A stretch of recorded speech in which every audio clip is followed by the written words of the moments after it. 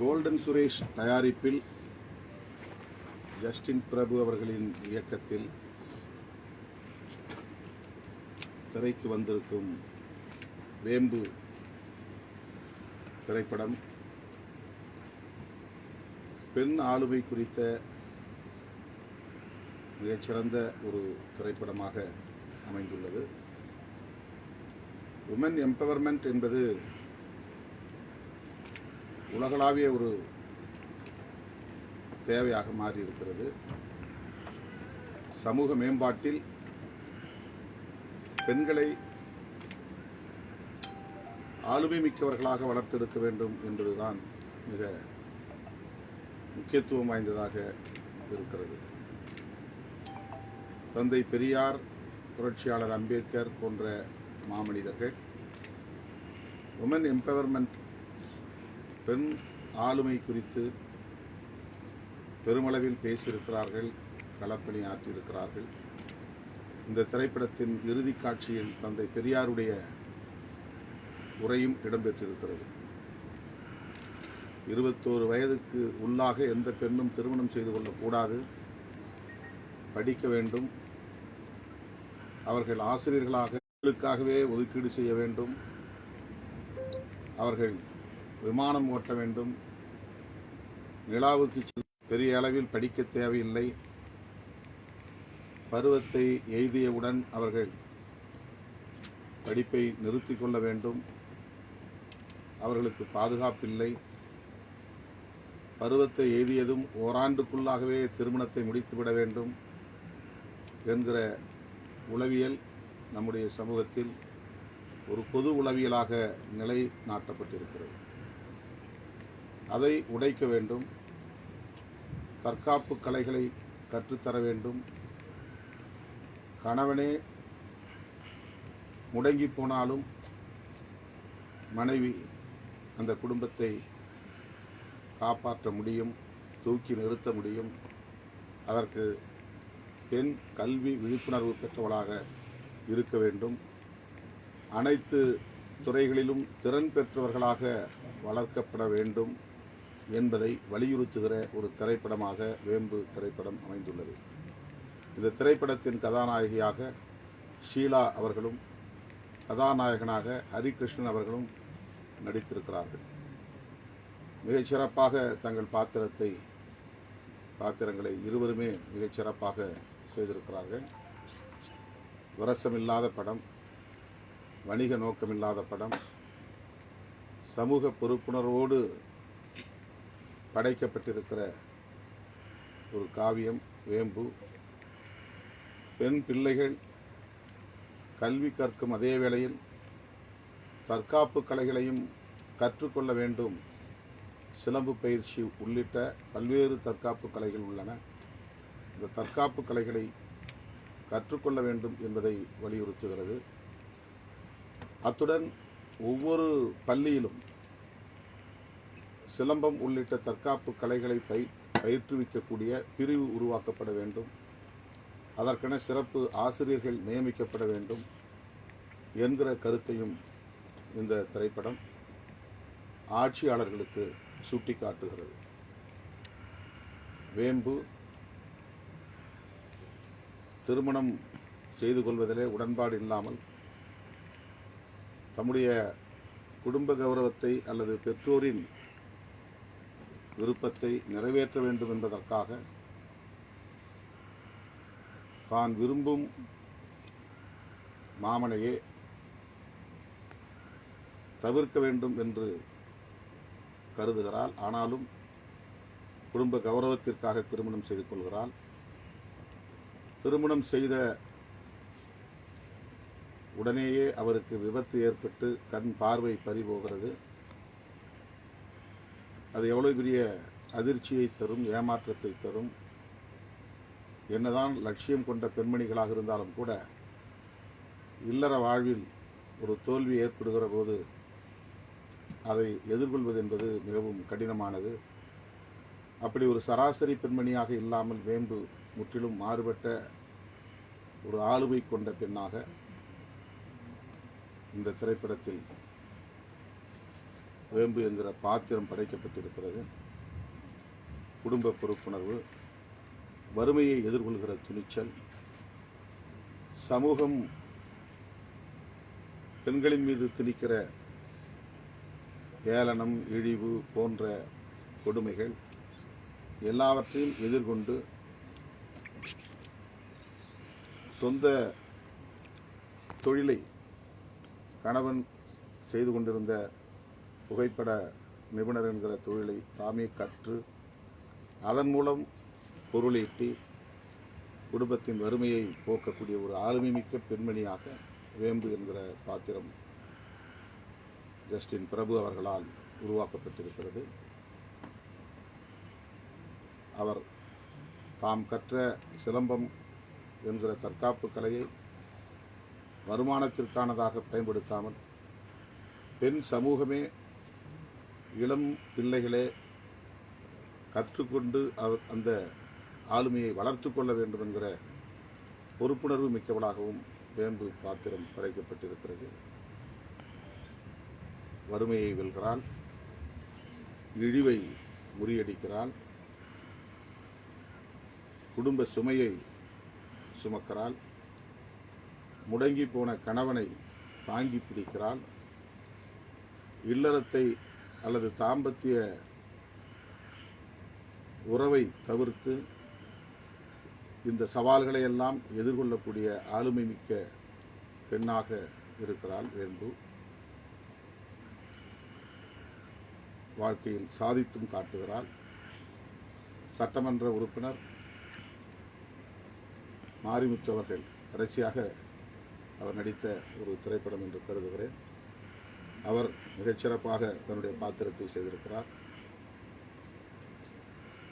தற்காப்பு கலை எவ்வளவு முக்கியத்துவம் என்பதை சட்டமன்ற உறுப்பினர் மூலமாக இயக்குனர் சொல்லுகிறார். இதை சட்டமன்றத்திலேயே பேசுவேன் என்று கூறுகிறார். அப்படி அவருடைய பாத்திரமும் சிறப்பாக அமைந்திருக்கிறது. மணிகண்ட முரளி இசையமைத்திருக்கிறார். பாடல்கள் இந்த திரைப்படத்திற்கு உயிரூட்டக்கூடியவையாக இருக்கின்றன. இப்போது வெளிவந்திருக்கிற திரைப்படங்களில் உமன் என்பவர் பற்றி, உமன் எம்பவர்மெண்ட் என்கிற பெண்ணாளுமை குறித்து பேசுகிற மிகச்சிறந்த திரைப்படமாக வேம்பு திரைப்படம் அமைந்திருக்கிறது. இயக்குனர் ஜஸ்டின் பிரபு அவர்களை நான் நெஞ்சார பாராட்டுகிறேன். மிக இயல்பாகவும் பொறுப்புணர்வோடும் அந்த பாத்திரமாகவே மாறி நடித்திருக்கிற ஷீலா அவர்களையும், அதேபோல ஹரிகிருஷ்ணன் அவர்களையும் பாராட்டுகிறேன். கேமரா மிகச் சிறப்பாக அமைந்திருக்கிறது. கேமராமேன் அவர்களையும் நான் பாராட்டுகிறேன். இந்த திரைப்படத்தை சமூக பொறுப்புள்ள ஒவ்வொருவரும் வரவேற்று ஆதரிக்க வேண்டும். அதைவிட முக்கியமாக இன்னொன்றையும் இதில் அவர் சொல்லியிருக்கிறார். பெண் பிள்ளைகளுக்கு இலவசமாக நாப்கின் வழங்கப்பட வேண்டும். ஹைஜீன் என்பது மிக முக்கியமானது. அதை கடைகளில் போய் வாங்குவதற்கு கூட சிரமப்படக்கூடிய பல குடும்பத்தை சார்ந்த பெண்கள் உண்டு. அவற்றை அரசே இலவசமாக வழங்க வேண்டும். ஆங்காங்கே அதற்குரிய நிலையங்களை, கவுண்டர்ஸ், நாப்கின் கவுண்டர்ஸ் பொது இடங்களில் உருவாக்க வேண்டும் என்கிற சிறந்த ஆலோசனையையும் வழங்குகிறார். இது குறித்து ஏற்கனவே நாம் மத்திய ஒன்றிய அரசுக்கும் சுட்டிக்காட்டியிருக்கிறோம், மாநில அரசுக்கும் சொல்லியிருக்கிறோம். இது மிக இன்றியமையாத ஒன்று. இவையெல்லாம் சேர்ந்துதான் பெண் சமூகத்தை எம்பவர் செய்ய முடியும். எனவே விமன் எம்பவர்மெண்ட் என்பது ஒரு சமூக வளர்ச்சியில் மிகவும் முக்கியத்துவம் வாய்ந்தது என்பதை சொல்லுகிற ஒரு திரைப்படமாக இந்த திரைப்படம் அமைந்துள்ளது. இது பல விருதுகளை வாங்க வேண்டும் என்று நான் வாழ்த்துகிறேன். இந்திய அரசின் விருதுகள், பல சமூக நிறுவனங்களின் விருதுகள் இந்த திரைப்படத்திற்கு கட்டாயமாக கிடைக்கும் என்று நான் பெரிதும் நம்புகிறேன். என்னுடைய நெஞ்சார்ந்த வாழ்த்துக்கள், பாராட்டுகள். சார், இப்போ கமலஹாசன் அவர்கள் அண்மையில் அந்த டக் லைஃப் படத்தோடைய ஆடியோ இந்த படம் குறித்து ஏதாவது கேளுங்க. இல்லை சார், இன்னைக்கு அப்புறம் அரசியல் வந்து சார், ஏற்கனவே தற்காப்பு கலைகள் வந்து பகுதி அளவில் சொல்லி தரப்படுகின்றன அரசு பள்ளிகளில். அதே போல நாப்கின் வழங்கும் திட்டமும் செயல்பாட்டில் தான் இருக்கு. இதெல்லாம் பகுதி அளவில் இருக்கு அப்படின்றதுனால இன்னும் கூடுதலாக பண்ணணும்னு கேட்குறீங்களா, இல்லை வந்து இன்னும் வந்து தீவிரமாக செயல்படுத்தணும்னு சொல்றீங்களா? அந்த படம் சொல்லியிருக்கக்கூடிய கருத்துக்களை நீங்க பிரதிபலிக்கிறீங்க சமூகத்தில் வரணும்ட்டு. திரைத்துறையில் இது போன்ற ஒரு பார்வை, சிந்தனை, அதை வெகுமக்களிடத்திலே கொண்டு போய் சேர்க்க வேண்டும் என்கிற பொறுப்பு ஜஸ்டின் பிரபு போன்றவர்களுக்கு இருப்பதை எண்ணி நான் பெருமைப்படுகிறேன். நீங்கள் சொல்வதைப் போல நாப்கின் வழங்கும் திட்டம் என்பது அங்கொன்றும் இங்கொன்றுமாக இருக்கலாம். ஆனால் இன்னும் அது நாடு தழுவிய அளவில் பரவலாக இல்லை. தொண்டு நிறுவனங்கள் ஆங்காங்கே செய்து கொண்டிருக்கிறார்கள். அது மிகவும் முக்கியத்துவம் வாய்ந்தது. அதை போல அனைத்து பள்ளிகளிலும் மத்திய அரசின் கட்டுப்பாட்டில் இயங்கக்கூடிய பள்ளிகளாக இருந்தாலும், மாநில அரசின் கட்டுப்பாட்டில் இயங்கக்கூடிய பள்ளிகளாக இருந்தாலும், தனியார் பள்ளிகளாக இருந்தாலும், பள்ளிகளில் பெண் குழந்தைகளுக்கான தற்காப்பு கலைகளை கற்றுத்தருவது அவர்களுக்கு ஒரு தன்னம்பிக்கையை கொடுக்கும். இந்த படத்திலே கூட ஹீரோ கதாநாயகன் ஒரு இடத்திலே பேசுகிறார்.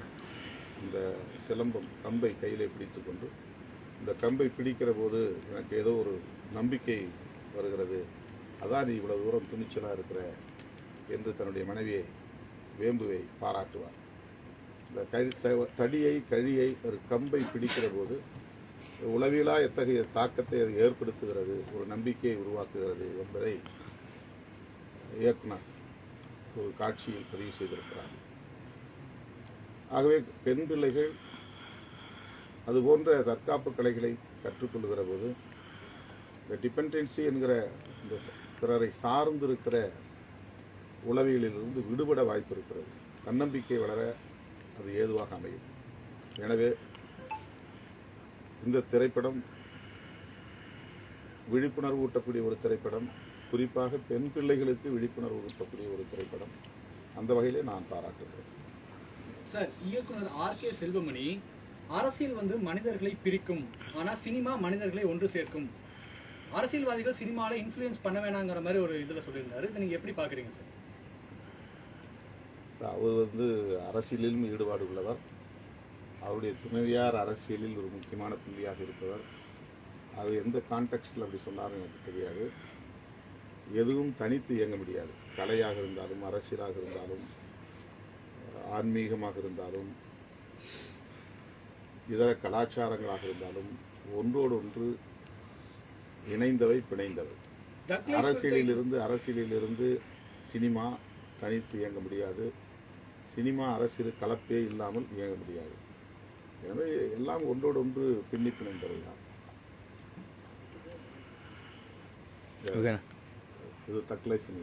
ஆமா சார், கமலஹாசன் அவர்கள் பேசியது தமிழிலிருந்து தான் கன்னடம் வந்தது என்ற அந்த கருத்து வந்து கன்னடத்துல இப்போ பெரிய சர்ச்சையா பாக்குறாங்க. அவருடைய படம் கூட வெளியாக முடியாத நிலை ஏற்பட்டிருக்கிறது. அதே மாதிரி நீதிமன்றமும் வந்து மன்னிப்பு கேட்க முடியாத என்ற கேள்விகளை முன் வச்சிருக்காங்க. எப்படி பாக்குறீங்க சார் கமலஹாசன் அவர்கள் பேசினது? இதுக்கு பின்னாடி கமலஹாசன் அவர்கள் எந்த உள்நோக்கத்தையும் கொண்டு அவர் பேசவில்லை, உள்நோக்கத்தோடு பேசவில்லை. ஒரு மொழியை உயர்த்த வேண்டும், ஒரு மொழியை தாழ்த்த வேண்டும் என்கிற எண்ணத்திலும் அவர் பேசவில்லை. அவர் அந்த இசை வெளியீட்டு விழா நிகழ்வுகளை பேசுகிற போது மிக இயல்பாக இவையெல்லாம் ஒரே குடும்பம் என்கிற பொருளில் பேசியிருக்கிறார். இதுவரையில் வெளிவந்திருக்கிற மொழி ஆய்வு நூல்கள் அனைத்தும் மொழியியல் வல்லுநர்கள் யாவரும் திராவிட மொழிகளின் தாய் தமிழ் என்பதை பல தரவுகளின் மூலம் உறுதிப்படுத்தியிருக்கிறார்கள். கால்டுவேல் அவர்களின் நூல் திராவிட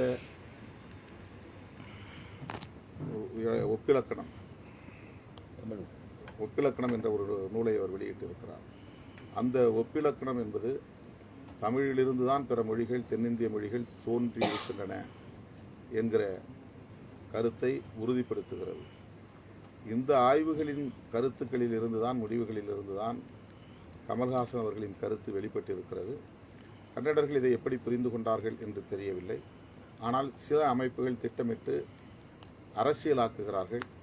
அதை நாம் மீண்டும் கூர்மைப்படுத்த வேண்டிய தேவையில்லை.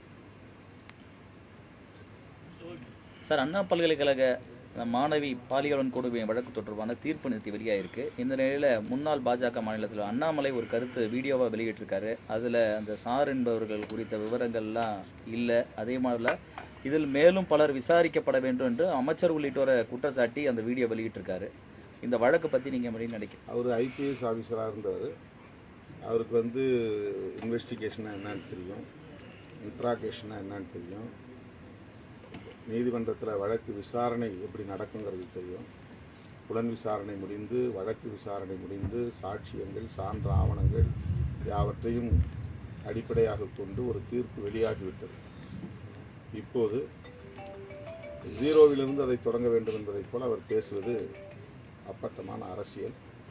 வேண்டுமானால் அவர் இந்த தீர்ப்பிலே உடன்பாடு இல்லை என்று அப்பீலுக்கு போகலாம், மேல்முறையீட்டுக்கு போகலாம். அந்த மேல்முறையீட்டில் இந்த பிரச்சனைகளை எல்லாம் அவர் பேசலாம். அவர் போக முடியாது, பாதிக்கப்பட்ட தரப்பிலிருந்து போகலாம். தமிழ்நாடு அரசு மேல்முறையீட்டுக்கு போக வாய்ப்பு இருக்குமா சார்? நீங்க வழி இல்லை, அந்த வழக்கில் இப்போ தண்டனை பெற்றவர் மேல்முறையீடு போகலாம். அந்த மேல்முறையீட்டில் அவர் சொல்ல முடியாது, என்னோட மற்றவங்களும் இருந்தாங்க சொல்ல முடியாது. நான் குற்றவாளி இல்லைன்னு தான் அவர் சொல்ல முடியும், அல்லது குற்றத்துக்கு தண்டனை குறையும் தான் சொல்ல முடியும். இதை எப்படி திருப்பி ரீஓப்பன் பண்ணுறதுன்னு நமக்கு தெரியல. அவர் எப்படி இதை பேசுகிறாருன்னு தெரியல. இன்வெஸ்டிகேஷன் சைடில் நீங்கள் பேசணும். இன்வெஸ்டிகேஷன் இருக்கும்போதே நீங்கள் பேசணும். அதாவது கிரிமினல் இன்வெஸ்டிகேஷன் நடக்கிற போது சார்ஜ் ஷீட்லாம் ஃபைல் பண்ணுறதுக்கு முன்னாடி நீங்கள் பேசி அதை மாற்றலாம். சிபிஐ விசாரணைக்கு மாற்றுங்க. உங்கள் சென்ட்ரல் ஏஜென்சி உங்களுக்கு உங்கள் கட்டுப்பாட்டில் இருக்குது. இப்போ சிபிஐ விசாரணைக்கு மாற்றிருக்கலாம். இது முடிஞ்சு போச்சு. இது முடிஞ்ச பிறகு இதை எப்படி ரீஓப்பன் பண்ணுறதுங்கிறது அவர் தான் சொல்லணும், ஒரு ஐபிஎஸ் ஆஃபீஸர்.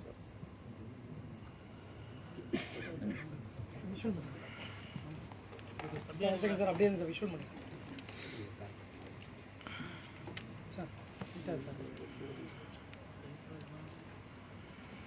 ஷால் இது இருக்கா?